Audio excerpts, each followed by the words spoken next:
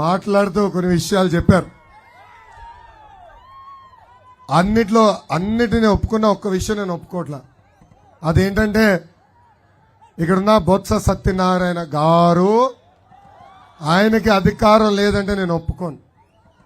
Senior మంత్రి, ముఖ్యమంత్రి నిలదీసే సత్తా ఉన్న వ్యక్తి ఎందుకు నిలదీయట్లేదో మీ అందరు తెలియాల్సిన అవసరం ఉంది. దానికి కారణం ఒక్కటే, ఆయన చేస్తున్న అవినీతి. ఆయన పెన్నులో ఇంకు ఫుల్గా ఉంటుందండి.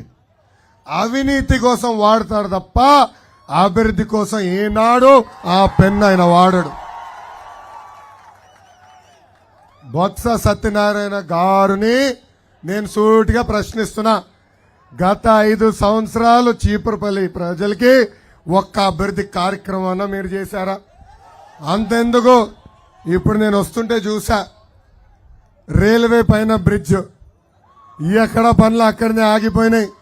దానికి కారణం రాష్ట్ర ప్రభుత్వం ఇవ్వాల్సిన గ్రాంటు ఇవ్వలేదు.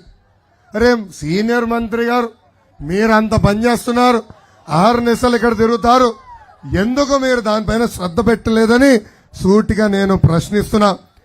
బొత్స గారు డీసీసీబీ చైర్మన్గా చేశారు, ఎమ్మెల్యేగా చేశారు, ఎంపీగా చేశారు, మంత్రిగా చేశారు. కానీ ఈ కుటుంబం మొత్తం ఈరోజు విజయనగరం జిల్లా ఒక క్యాన్సర్ గడ్డలాగా నవ్వులేస్తుంది. బొత్స కుటుంబం చూస్తే నాకు గుర్తొచ్చేది క్యాన్సర్.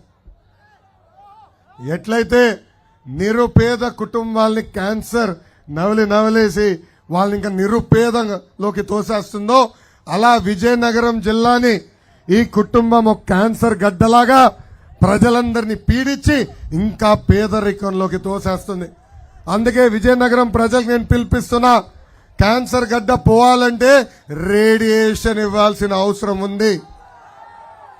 ఈ క్యాన్సర్ గడ్డలాగా తయారైన కుటుంబాన్ని వచ్చే ఎన్నికల్లో బటన్ నొక్కి రేడియేషన్ ఇవ్వాలని ఈ సభాముఖంగా విజయనగరం ప్రజల్ని నేను కోరుతున్నాను. జనసేన ఇన్ఛార్జ్ వర్యులు ఒక ప్రశ్న వేశారు. తెలుగుదేశం పార్టీ అధికారంలో ఉన్నప్పుడు ట్రాక్టర్ ఇసుక 1000 రూపాయలు, అదే ట్రాక్టర్ ఇసుక ఇప్పుడు 5000 రూపాయలు ఎందుకు అయిందని. దానికి మీరు